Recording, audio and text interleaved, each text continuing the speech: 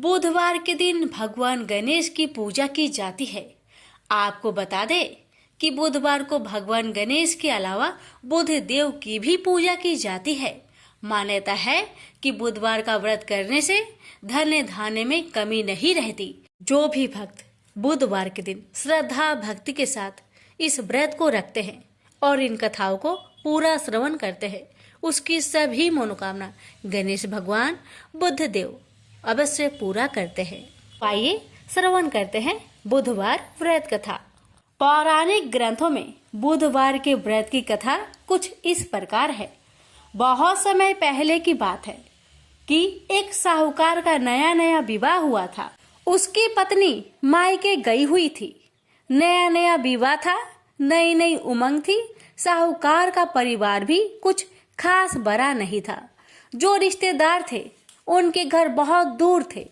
अब साहूकार को अकेलापन खाए जा रहा था। उससे रहा न गया और साहूकार जा पहुंचा ससुराल। साहूकार की बड़ी आव भगत हुई, लेकिन ससुराल में तो अपनी पत्नी से खुलकर बात करना दूर, सूरत दिखना तक मुश्किल हो रहा था। अगले ही दिन साहूकार ने कह दिया कि विदाई की तैयारी कर लीजिए, हमें निकलना है। अब संयोग बस वह दिन था बुधवार का। सास ससुर ने समझाने का बहुत प्रयास किया कि बेटा, आज बुधवार का दिन है, इस दिन बेटी की विदाई नहीं करने का रिवाज है। लेकिन साहूकार नहीं माना और कहा, मैं इस सब बातों को नहीं मानता, आप हमें जाने का आशीर्वाद दीजिए। अब अपने दामाद के आगे सास ससुर की कहाँ चलने वाली थी। मन मसोर कर तैयारी करनी पड़ी। बेटी की विदाई कर दी गई। अब चलते चलते रास्ते में साहूकार की पत्नी को प्यास लग जाती है। साहूकार जैसे पानी लेने के लिए जाता है तो वापस आते ही उसकी हैरानी का कोई ठिकाना नहीं रहता। अपने ही हमशक्ल को गाड़ी में पत्नी के बगल में बैठे देखता है। उसकी पत्नी भी एक शकल के दो दो व्यक्तियों को देखकर परेशानी में पड़ गई कि उसका पति कौन सा है।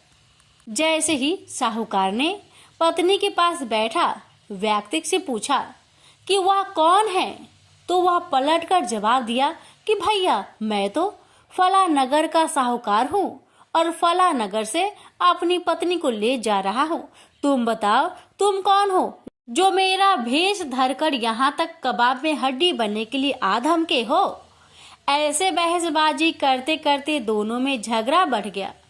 झगड़े को देखते हुए राज्य के सिपाही वहां आ पहुंचे और साहूकार को पकड़ लिया। अब सिपाही भी चक्कर में कि दोनों की शक्ल एक समान है। उन्होंने साहूकार की पत्नी से पूछा कि उसका पति इनमें से कौन सा है। वह बेचारी क्या जवाब देती।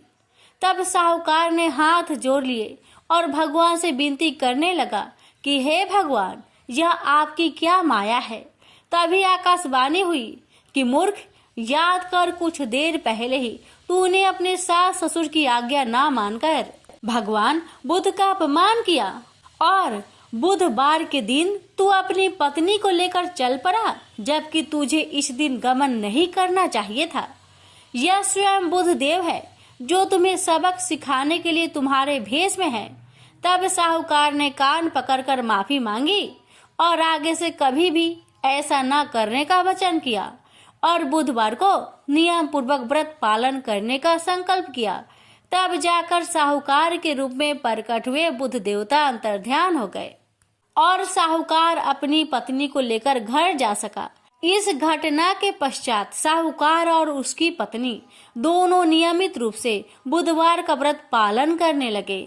मान्यता है कि जो भी व्यक्ति इस कथा को कहता है या सुनता है या फिर पढ़ता है, उसे बुधवार के दिन यात्रा करने से किसी तरह का दोष नहीं लगता और समस्त सुखों की प्राप्ति होती है। बुध ग्रह की शांति और सर्व सुख के इच्छुक स्त्री पुरुष बुधवार के इस व्रत को कर सकते हैं। ज्ञान, बुद्धि, कार्य, व्यापार आदि में उन्नति के लिए भी बुधवार का व्रत बेहद शुभ और फलदायी माना जाता है। बुधवार के दिन बुध देवता के साथ साथ भगवान गणेश जी की भी पूजा का विधान है। प्रेम से बोलिए बुध देवता की जय। आइए आप श्रवण करते हैं बुधवार गणेश जी की व्रत कथा। जय माता दी। नमस्कार दोस्तों, स्वागत है आप सभी का हमारे YouTube चैनल पर। ओम गणेशाय नमः। आप सभी पर गणेश जी की कृपा, रिद्धि सिद्धि माता की कृपा सदा बनी रहे। प्यारे भक्तगणों, आज मैं आप सभी को सुनाऊंगी गणेश जी की कथा। कथा इस प्रकार है। एक गांव था जिसमें एक सेठ जी अपने परिवार के साथ रहते थे। सेठ जी के गांव के पास के शहर में एक बड़ा व्यापार था। सेठ जी गणेश जी की पूजा श्रद्धा एवं विश्वास से करते थे, जिससे सेठ जी के घर में अन्न धन के भंडार सदा भरा रहता था। उनके जीवन में किसी प्रकार की कोई भी कमी नहीं थी। वह नित्य प्रतिदिन नियमानुसार रोज वो नदी पर नहाने जाते और आकर गणेश जी की पूजा करते थे, उन्हें भोग लगाते थे और फिर स्वयं भोजन करते थे। यह बात सेठानी जी को अच्छी नहीं लगती थी। वो धार्मिक नहीं थी और ईश्वर में इतना विश्वास नहीं रखती थी। एक बार सेठानी जी ने सोचा, यह इतना गणेश जी को मानते हैं, गणेश जी की पूजा करते हैं, इससे होता ही क्या है। आज तो देखती हूँ वो कैसे गणेश जी की पूजा करते हैं। बस सेठानी दिमाग लगाकर अगले दिन जब सेठ जी नदी पर नहाने गए तो सेठानी जी ने गणेश जी की मूर्ति को उठाकर मूर्ति को कपड़े से ढककर बगीचे में जमीन में दबा दिया। जब सेठ जी नदी से नहाकर आए तो घर में देखते हैं कि गणेश जी की मूर्ति तो है नहीं। वह सेठानी से पूछते हैं, मेरी गणेश जी की मूर्ति मंदिर में क्यों नहीं है, कहाँ गया? तो सेठानी जी बोलती है, मुझे नहीं मालूम। सेठ जी गणेश जी को बहुत ढूंढे पर उनकी मूर्ति घर में नहीं मिली। उस दिन सेठ जी गणेश जी का पूजा नहीं कर पाए और न ही उनको भोग लगा पाए। इसके लिए सेठ जी ने अन्न जल का त्याग कर दिया और गणेश जी से प्रार्थना करने लगे, हे प्रभु, लगता है आप मुझसे रुष्ट हो गए हैं और कहीं चले गए हैं। आप अपनी कृपा दृष्टि मुझ पर बरसाइए। हे प्रभु, मुझे दर्शन दीजिए। सेठ जी ने मन ही मन प्रतिज्ञा किया कि जब तक मुझे मेरे गणेश जी नहीं मिल जाते, मुझे दर्शन नहीं देते, मैं तब तक अन्न जल का त्याग करता हूँ। उस दिन पूरा दिन निकल गया। रात्रि में सेठ जी की भक्ति से प्रसन्न होकर गणेश जी भगवान ने सपने में गणेश जी भगवान एक छोटे से चूहे के साथ खेल रहे थे और चूहे को खाने को लड्डू दे रहे थे। चूहा लड्डू लेकर बगीचे में जाता है और जमीन को खोदता है और लड्डू वही डाल देता है। अचानक सेठ जी की नींद खुल जाती है। सेठ जी बगीचे में जाते हैं और वही खोदने लगते हैं जहाँ पर उन्होंने चूहे को सपने में लड्डू दबाते हुए देखा था। ठीक वहीं पर खोदते हैं।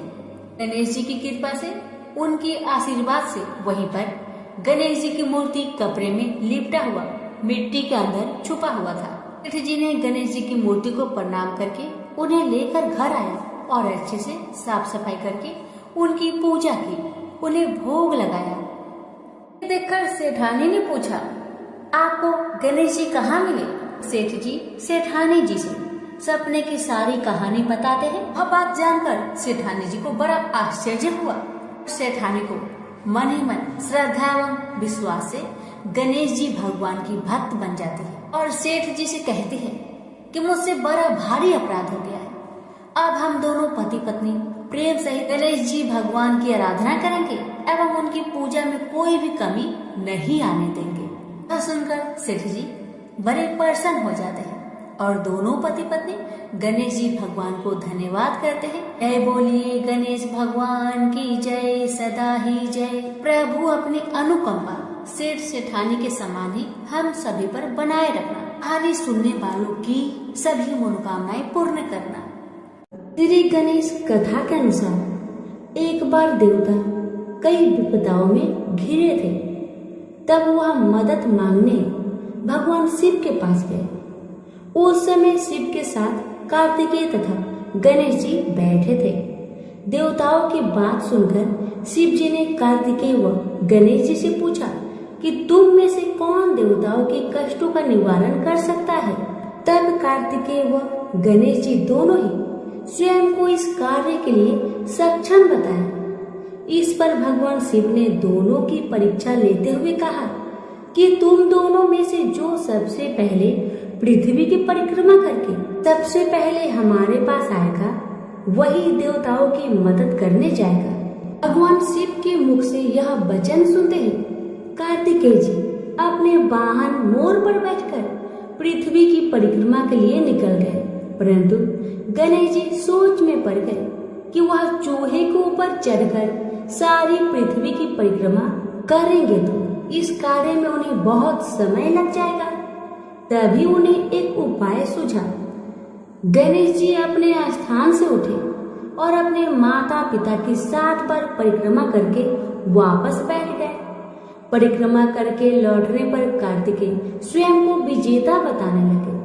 तब शिव जी ने श्री गणेश जी से पृथ्वी की परिक्रमा ना करने का कारण पूछा। तब गणेश जी ने कहा, माता पिता के चरणों में ही समस्त लोक बसा है। यह सुनकर भगवान शिव ने गणेश जी को देवताओं के संकट दूर करने की आज्ञा दी। इस प्रकार भगवान शिव ने गणेश जी को आशीर्वाद दिया कि चतुर्थी के दिन जो तुम्हारा पूजन करेगा और रात्रि में चंद्रमा को अर्घ्य देगा उसके तीनों पाप यानी दैहिकता, दैविकता तथा भौतिकता दूर होंगे। इस व्रत को करने से व्रतधारी के सभी तरह के दुख दूर होंगे और उसे जीवन की भौतिक सुखों की प्राप्ति होगी। चारों तरफ से मनुष्य की सुख समृद्धि बढ़ेगी, पुत्र पौत्र आदि धन ऐश्वर्य की कमी नहीं रहेगी। प्रेम से बोलिए गणेश भगवान की जय, कार्तिकेय जी की जय, उमापति शंकर भगवान की जय। एक बार की बात है कि भगवान गणेश एक बार छोटे बालक का रूप धरकर पृथ्वी पर गए और वहां उन्होंने सोचा कि मैं लोगों का परीक्षा लूंगा, इस धरती पर कुछ धर्म कर्म है भी या नहीं।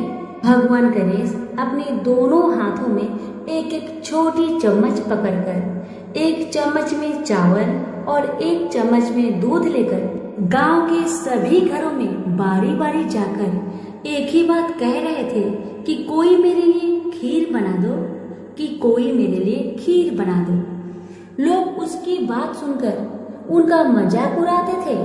सब गांव वाले उनसे कहते कि ए बुद्धू बालक, क्या कभी एक चम्मच चावल और एक चम्मच दूध से खीर बना है जो तुम घर घर घूमकर चिल्ला रहे हो कि मेरे लिए कोई खीर बना दो, कि मेरे लिए कोई खीर बना दो। ऐसा कह कहकर गांव वाले भेष रूपी गणेश जी का मजाक उड़ा रहे थे।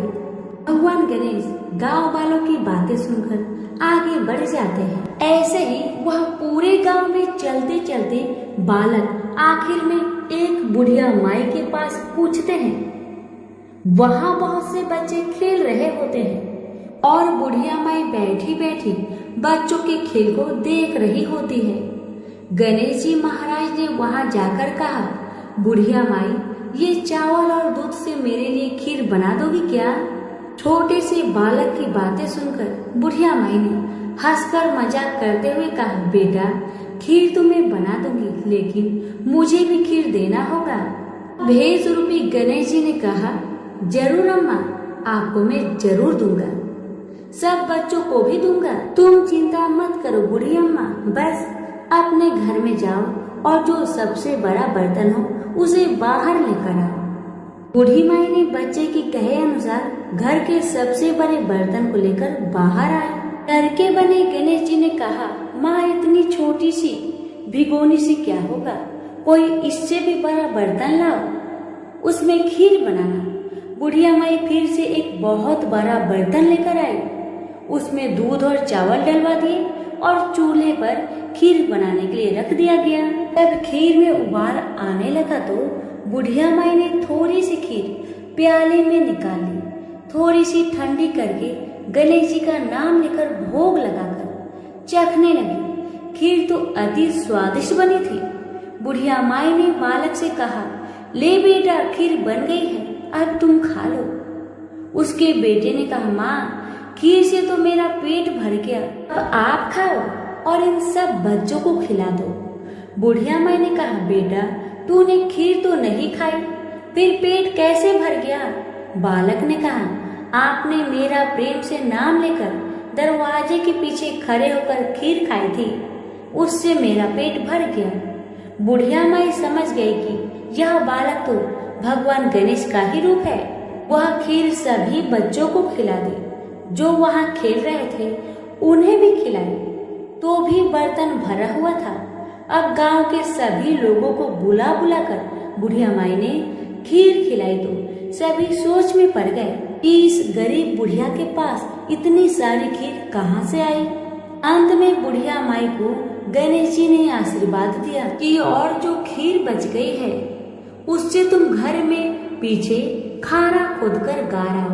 फिर कुछ दिन बाद वो खीर सोना बन गई। बुढ़िया माई अब तो आनंद और ठाट बाट से रहने लगी। गणेश जी की कृपा से बुढ़िया की सारी दुख तकलीफ समाप्त हो गई। प्रेम से बोलिए गणेश महाराज की जय। एक बार गणेश जी महाराज एक सेठ जी के खेत में से जा रहे थे तो उन्होंने 12 दाने अनाज के तोड़ लिए। फिर गणेश जी के मन में पछतावा हुआ कि मैंने तो सेठ जी के यहाँ चोरी कर ली। तो गणेश जी सेठ जी के 12 साल की नौकरी करने लग गए। एक दिन सेठानी राख से हाथ धोने लगी तो गणेश जी ने सेठानी का हाथ पकड़कर मिट्टी से हाथ धुला दिया। सेठानी सेठ से बोली कि ऐसा क्या नौकर रखा है, नौकर होकर उसने मेरा हाथ पकड़ लिया। सेठ जी ने गणेश को बुलाकर पूछा कि तुमने सेठानी का हाथ क्यों पकड़ा? तो गणेश जी ने बोला कि मैंने तो एक सिर की बात बताई है। राख से हाथ धोने से घर की लक्ष्मी नाराज होकर घर से चली जाती है और मिट्टी से हाथ धोने से आती है। सेठ जी ने सोचा कि गणेश है तो सच्चा। थोड़े दिनों बाद कुंभ का मेला आया। सेठ जी ने कहा, गणेश सेठानी को कुंभ के मेले में स्नान करा के ले आओ। सेठानी किनारे पर बैठकर नहा रही थी तो गणेश जी उनका हाथ पकड़कर आगे डुबकी लगवा लाए। घर आकर सेठानी ने सेठ से कहा कि गणेश ने तो मेरी इज्जत ही नहीं रखी और इतने सारे आदमियों के बीच में मुझे घसीट कर आगे पानी में ले गए। तब सेठ जी ने गणेश जी को पूछा कि ऐसा क्यों किया? तो गणेश जी ने कहा कि सेठानी किनारे बैठकर गंदे पानी से नहा रही थी तो मैं आगे अच्छे पानी में डुबकी लगवा कर ले आया। इससे अगले जन्म में बहुत बड़े राजा और राजपाट मिलेगा। सेठ जी ने सोचा कि गणेश है तो सच्चा। एक दिन घर में पूजा पाठ हो रही थी, हवन हो रहा था। सेठ जी ने गणेश को कहा कि जाओ सेठानी को बुलाकर ले आओ। गणेश जी सेठानी को बुलाने गया तो सेठानी काली चुनरी ओढ़कर चलने लगी तो गणेश जी ने काली चुनरी फाड़ दी और कहा कि लाल चुनरी ओढ़ के चलो। सेठानी नाराज होकर सो गई। सेठ जी ने आकर पूछा, क्या बात है? तो सेठानी ने बोली कि गणेश ने मेरी चुनरी फाड़ दी। सेठ जी ने गणेश को बुलाकर बहुत डांटा और कहा, तुम बहुत बदमाशी करते हो। तो गणेश जी ने कहा, पूजा पाठ में काला वस्त्र नहीं पहनते हैं, इसलिए मैंने लाल वस्त्र के लिए कहा। काला वस्त्र पहनने से कोई भी शुभ काम सफल नहीं होता है। फिर सेठानी ने सोचा कि गणेश है तो समझदार। एक दिन सेठ जी पूजा करने लगे तो पंडित जी ने बोला कि वो गणेश जी की मूर्ति लाना भूल गया, अब क्या करे? तो गणेश जी ने बोला कि मेरी कोई मूर्ति बनाकर विराजमान कर लो, आपके सारे काम सफल हो जाएंगे। यह बात सुनकर सेठ जी को भी बहुत गुस्सा आया और वो बोले कि तुम तो अब तक सेठानी से ही मजाक करते थे, मेरे से भी करने लग गए। तो गणेश जी ने कहा, मैं मजाक नहीं कर रहा हूँ, मैं सच बात कह रहा हूँ। इतने में ही गणेश ने गणेश जी का रूप धारण कर लिया और सेठ और सेठानी ने ही गणेश जी की पूजा की। पूजा खत्म होते ही गणेश जी अंतर ध्यान हो गए। सेठ सेठानी को बहुत धोखा हुआ और उन्होंने कहा कि हमारे पास तो गणेश जी रहते थे और हमने उनसे इतना काम करवाया। तो गणेश जी ने सपने में आकर सेठ जी को कहा कि आपके खेत से मैं 12 अनाज के दाने तोड़ लिया था, उसी का तो उतारने के लिए मैंने आपके यहाँ काम किया था। गणेश जी की कृपा से सेठ जी की करोड़ों की माया हो गई। हे गणेश जी महाराज, जैसे सेठ जी को दिया वैसा सबको देना, कहते को सुनते को और सारे परिवार को दे। प्रेम से बोलिए जय श्री गणेश। समय की बात है कि विष्णु भगवान का विवाह लक्ष्मी जी के साथ निश्चित हो गया। विवाह की तैयारी होने लगी। सभी देवताओं को निमंत्रण भेजे गए, परंतु गणेश जी को निमंत्रण नहीं दिया गया। कारण जो भी रहा हो, अब भगवान विष्णु की बारात जाने का समय आ गया। सभी देवता अपनी पत्नियों के साथ विवाह समारोह में आए। उन सब ने देखा कि गणेश जी कहीं दिखाई नहीं दे रहे हैं। तब वे आपस में चर्चा करने लगे कि क्या गणेश जी को नहीं न्योता गया है या स्वयं गणेश जी नहीं आए हैं। सभी को इस बात पर आश्चर्य होने लगा। तभी सबने विचार किया कि विष्णु भगवान से ही इसका कारण पूछा जाए। विष्णु भगवान से पूछने पर उन्होंने कहा कि हमने गणेश जी के पिता भोलेनाथ महादेव को न्योता भेजा है। यदि गणेश जी अपने पिता के साथ आना चाहते हैं तो आ जाए, अलग से न्योता देने की कोई आवश्यकता भी नहीं है। दूसरी बात यह है कि उनको 1.25 मन मूंग, 1.25 मन चावल, 1.25 मन घी और 1.25 मन लड्डू का भोजन दिन भर में चाहिए। यदि गणेश जी नहीं आएंगे तो कोई बात नहीं, दूसरे के घर जाकर इतना सारा खाना पीना अच्छा भी नहीं लगता। इतनी बातें कर ही रहे थे कि किसी एक ने सुझाव दिया, यदि गणेश जी आ भी जाए तो उनको द्वार पर बनाकर बैठा देंगे कि आप घर का ध्यान रखना।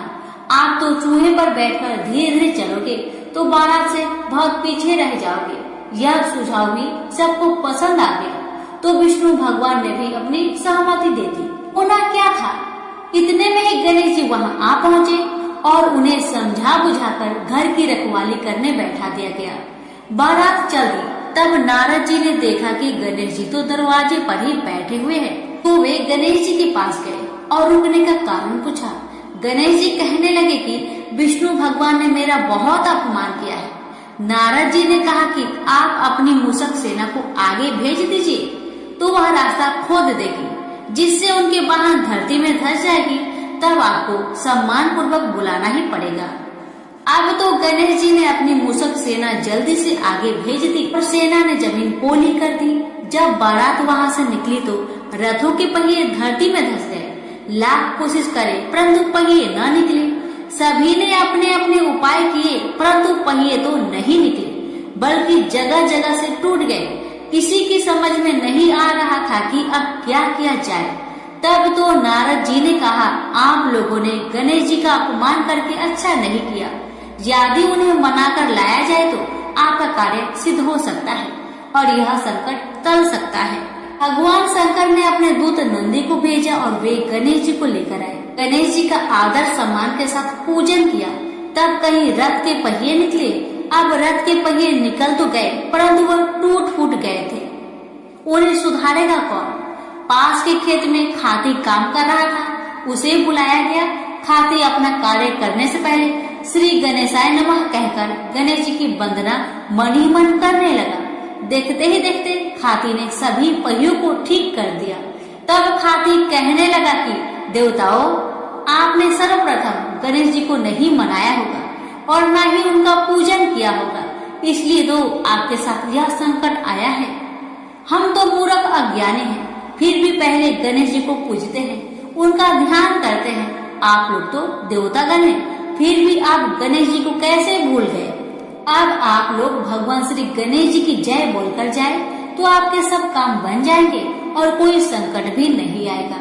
ऐसा कहते हुए बारात वहाँ से चल दी। और विष्णु भगवान का लक्ष्मी जी के साथ विवाह संपन्न करा के सभी सकुशल घर लौट आए। हे गणेश जी महाराज, आपने विष्णु को जैसे कारज सरियो ऐसा कारज सबका सिद्ध कर जो। बोलो गजानन भगवान की जय। बुधवार चालीसा। जय गणपति सद्गुण सदन कविवर बदन कृपाल, विघ्न हरण मंगल करण जय जय गिरिजालाल। जय जय गणपति राजू मंगल भरण करण शुभ काजू, जय गज वदन सदन सुखदाता विश्व विनायक बुद्धि विधाता। बकर टोंडे सूची सुंडे सुहावन, तिलक त्रिपुंडे भाल मन भावन। राजित मणि मुक्तन उर्माला, स्वर मुकुट सिर नयन विशाला। पुस्तक पानी कुठार त्रिशूलंग, मोदक भोग सुगंधित फूलम। सुंदर पीताम्बर तन साजित, चरण पादुका मुनि मन राजित। धनि शिव सुवन सदानन व्राता, गौरी लल्लन विश्व विधाता। रिद्धि सिद्धि तौ चवर डुलावे, मूषक वाहन सोहत द्वारे। कहो जन्म शुभ कथा तुम्हारी, अति सूचि पावन मंगलकारी। एक समय गिरिजा राजकुमारी, पुत्र हेतु तप की निभारी। भयो यज्ञ जब पूर्ण अनुपा, तब पहुँचियो तुम धरि द्विज रूपा। अतिथि जाने के गौरी सुखारी, बहु विधि सेवा करी तुम्हारी। अति प्रसन्न है तुम बर दीन्हा, मातु पुत्र हित जो तप किन्हा। मिलही पुत्र तुम्ही बुद्धि विशाला, बिना गर्भ धारण यही काला। गजनायक गुण ज्ञान विधाता, पूजित प्रथम रूप भगवाना। असकहि अंतर्धान रूप है, पालना पर बालक स्वरूप है। बनी शिशु रोदन जब ही तुम ठाना, लखी मुख सुख नाही गौरी समाना। सकल मगन सुखी मंगल गाही, नभते सूरन सुमन वर्षवाही। शंभु उमा बहुदान लुटा वाही, सुर मुनि जन सुत देखन आही। लखियति आनंद मंगल साजा, देखन भी आए सनी राजा। निज अवगुण गुनि सनी मन माही, बालक देखत चाहत नाही। गिरिजा कुछु मन भेद बधाओ, उत्सव मोर न सनी तू ही भाओ। कहत लगे सनी मन सकुचाई, कहत करी हो शिशु मोहि दिखाई। नहीं विश्वास उमा करे भाऊ, सनी सो बालक देखित कहाऊ। परत ही सनी दृंग कोन प्रकाशा, बालक सिर उड़ गयो आकाशा। गिरिजा गिरी विकल है धारिणी, सो दुख दशा गयो नहीं वरनी। हाहाकार मचियो कैलासा, सनी किन हो लखी सुत को नासा। तुरंत गरुड़ चढ़ी विष्णु सिधाए, काटी चक्र सो गज सिरिलाए। बालक के धर ऊपर धरियो, प्राण मंत्र पढ़ शंकर डारियो। नाम गणेश शंभु तब कीन है, प्रथम पूज्य बुद्धि निधि वर दीन है। बुद्धि परीक्षा जब शिव किन्हा, पृथ्वी की प्रदक्षिणा लिन्हा। चले सडानन भरे में भुलाई, रची बैठ तुम बुद्धि उपाई। चरण मातु पितु के धर लिन है, तीन के साथ प्रदक्षिणा किन है। धनी गणेश कही शिव ही हरि से, नभते सूरन सुमन बहु बरसे। तुम्हारी महिमा बुद्धि बराई, से सहस मुख सके न गाई। मैं मतिहीन मलिन दुखारी, करहूँ कौन विधि विनय तुम्हारी। भजत राम सुंदर प्रभु दासा, लाख प्रयास ककरा दुर्वासा। अब प्रभु दया दिन पर कीजे, अपनी शक्ति भक्ति कुछ दीजे। प्रेम से बोलिए गणेश महाराज की जय। अब श्रवण करें गणेश जी की आरती। जय गणेश जय गणेश जय गणेश देवा, माता जाकी पार्वती पिता महादेवा। एक दंत दयावंत चार भुजाधारी, माथे सिंदूर सोहे मूस की सवारी। पान चढ़े फूल चढ़े और चढ़े मेवा, लड्डुअन का भोग लगे संत करे सेवा। जय गणेश जय गणेश जय गणेश देवा, माता जाकी पार्वती पिता महादेवा। अंधन को आँख देते कोढ़िन को काया, बाझन को पुत्र देते निर्धन को माया। सूर्य श्याम शरणाय सफल कीजिए सेवा, जय गणेश जय गणेश जय गणेश देवा। माता जाकी पार्वती पिता महादेवा, दीनन की लाज रखो शंभु सुत कारी। कामना को पूर्ण करो जय बलिहारी। प्रेम से बोलिए गणेश महाराज की जय। आरती युगल किशोर की कीजिए, तन मन छावर कीजिए।